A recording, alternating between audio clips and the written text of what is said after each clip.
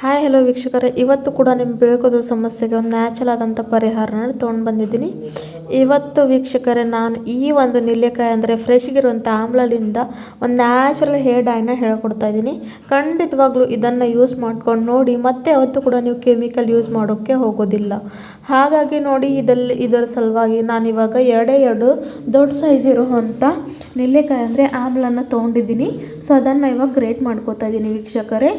So ಈ ಒಂದು ರೆಮಿಡಿನ ನೀವು ಜಾಸ್ತಿ ಪ್ರಮಾಣದಲ್ಲಿ ಕೂಡ ಮಾಡಿಕೊಂಡು ಸ್ಟೋರ್ ಮಾಡ್ಕೊಂಡು ಇಟ್ಕೋಬೋದು ವೀಕ್ಷಕರೇ.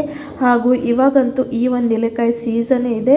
ಸೊ ಇವಾಗ ಅಂತೂ ಇದನ್ನು ಆದಷ್ಟು ನೀವು ಇಂಟರ್ನಲ್ಲಿ ಕೂಡ ಹಾಗೂ ಹೇರ್ ಡೈ ಕೂಡ ಭಾಳಷ್ಟು ರೀತಿಯಲ್ಲಿ ಮಾಡಿಕೊಂಡು ಅಪ್ಲೈ ಮಾಡ್ಕೋಬೋದು. ಸೊ ನೋಡಿ, ಎರಡೂ ಕೂಡ ನಾನು ಇಲ್ಲಿ ತುರ್ಕೊಂಡಿದ್ದಾಗಿದೆ. ಆಮೇಲೆ ಇಲ್ಲಿ ಕಬ್ಬಿಣದ ಬಾಳಿಗೆಯನ್ನು ತೊಗೊಂಡು ಅದರಲ್ಲಿ ಈ ಒಂದು ಗ್ರೇಟ್ ಮಾಡ್ಕೊಂಡಿರುವಂಥ ಆಮ್ಲನ ನಾನು ಇವಾಗ ಇದರಲ್ಲಿ ಹಾಕ್ತಾಯಿದ್ದೀನಿ.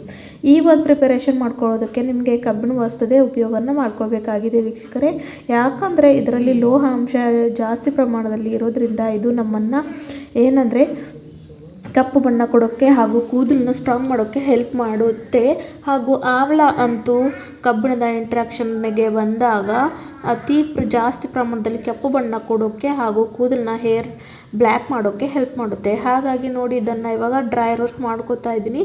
ಇದರಲ್ಲಿ ಇರ್ತಕ್ಕಂಥ ನೀರಿನ ಅಂಶ ಪೂರ್ತಿಯಾಗಿ ಹೋಗಿ ಇದು ಕಪ್ಪು ಬಣ್ಣಕ್ಕೆ ತಿರುಗಿರಬೇಕು. ಅಲ್ಲಿವರೆಗೂ ಇದನ್ನು ನಾವು ಇದೇ ರೀತಿಯಾಗಿ ಲೋ ಟು ಮೀಡಿಯಂ ಫ್ಲೇಮ್ನಲ್ಲಿ ಇಟ್ಕೊಂಡು ಡ್ರೈ ರೋಸ್ಟ್ ಮಾಡ್ಕೋಬೇಕು ವೀಕ್ಷಕರೇ. ಸೊ ಚೆನ್ನಾಗಿ ಈ ಒಂದು ಡೈ ಪ್ರಿಪೇರ್ ಆಗುತ್ತೆ.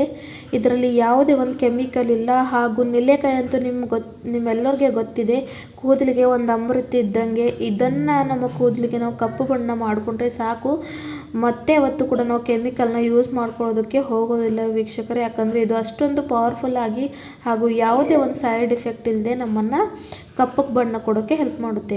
ಇವಾಗ ನೀವು ಇಲ್ಲಿ ನೋಡ್ತಾ ಇರಬಹುದು, ಪೂರ್ತಿಯಾಗಿ ಕಪ್ಪು ಬಣ್ಣಕ್ಕೆ ತಿರುಗ್ತಾ ಇದೆ. ಈ ಫಸ್ಟ್ ಸ್ಟೇಜ್ನಲ್ಲಿ ಇದರಲ್ಲಿ ವೀಕ್ಷಕರೇ ನಾನು ಈಗ 2 ಸ್ಪೂನಷ್ಟು ಸಾಸಿವೆನ ಹಾಕ್ತಾಯಿದ್ದೀನಿ ವೀಕ್ಷಕರೇ. ಹೌದು ವೀಕ್ಷಕರೇ, ಸಾಸಿವೆ ನಿಮ್ಮೆಲ್ಲರಿಗೆ ಗೊತ್ತಿದೆ ನಮ್ಮ ಕೂದಲಿನ ಆರೋಗ್ಯಕ್ಕೆ ಭಾಳಷ್ಟು ಒಳ್ಳೆಯದು ವೀಕ್ಷಕರೇ. ಇದು ಕೂಡ ಒಂದು ನ್ಯಾಚುರಲ್ ಡೈ ಆಗಿ ಕೆಲಸವನ್ನು ಮಾಡುತ್ತೆ. ಆಮೇಲೆ ನಾನಿಲ್ಲಿ 1 ಸ್ಪೂನಷ್ಟು ಮೆಂತ್ಯ ಕಾಳು ಕೂಡ ತೊಗೊಂಡಿದ್ದೀನಿ. ಮೆಂತ್ಯ ಕಾಳಿನಲ್ಲಿ ಒಮೆಗಾ 3 ಫ್ಯಾಟಿ ಆ್ಯಸಿಡ್, ಇದರಲ್ಲಿ ಕೂಡ ಲೋಹ ಪದಾರ್ಥ ಅತಿ ಪ್ರಮಾಣ ಜಾಸ್ತಿ ಇರೋದ್ರಿಂದ ಇದು ನಮ್ಮ ಕೂದಲ ಆರೈಕೆಯನ್ನು ಚೆನ್ನಾಗಿ ಇಡುತ್ತೆ. ಹಾಗೂ ಸಾಸಿವೆ ಅಂತೂ ಕೂದಲನ್ನ ಡೈ ಮಾಡೋಕ್ಕೆ ಹೆಲ್ಪ್ ಮಾಡುತ್ತೆ. ಹಾಗೂ ಈ ಒಂದು ಚಳಿಗಾಲದಲ್ಲಿ ಖಂಡಿತವಾಗ್ಲೂ ಈ ಒಂದು ರೆಮಿಡಿನ ನೀವು ಟ್ರೈ ಮಾಡ್ಕೊಳ್ಳೇಬೇಕು ವೀಕ್ಷಕರೇ.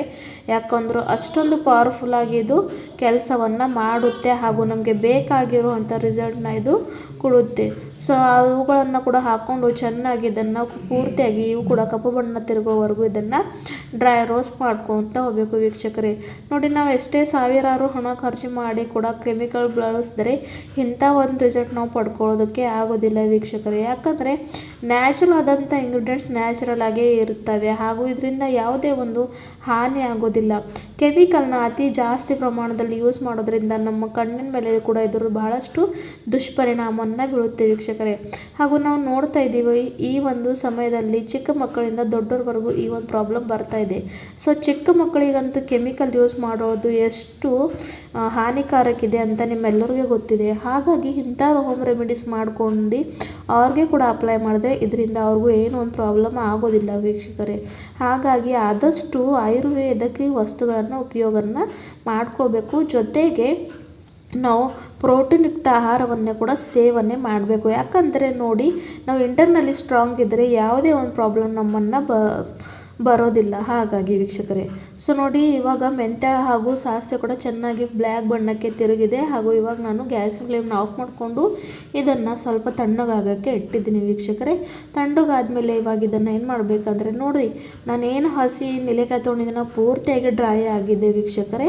ಸೊ ಅದನ್ನು ಹಾಕ್ಕೊಂಡು ಚೆನ್ನಾಗಿ ಪುಡಿ ಮಾಡ್ಕೊಂಡು ಬರಬೇಕು ವೀಕ್ಷಕರೇ. ಸೊ ಇದನ್ನು ನೀವು ಜಾಸ್ತಿ ಕ್ವಾಂಟಿಟಿಯಲ್ಲಿ ಮಾಡ್ಕೊಂಡು ಕೂಡ ಏರ್ಟೈಟ್ ಕಂಟೈನರಲ್ಲಿ ಹಾಕಿ ಇಟ್ಕೊಂಡ್ರೆ ನಿಮಗೆ ಯಾವಾಗ ಬೇಕೋ ಆವಾಗ ಇದನ್ನು ನೀವು ಯೂಸ್ ಮಾಡ್ಕೊಳ್ಬಹುದು. ಈ ಒಂದು ನಾನು ಹೇಳ್ಕೊಡ್ತಾ ಇರುವಂಥ ರೆಮಿಡಿ ವೀಕ್ಷಕರೇ ವಾಟರ್ ಪ್ರೂಫ್ ಇದೆ.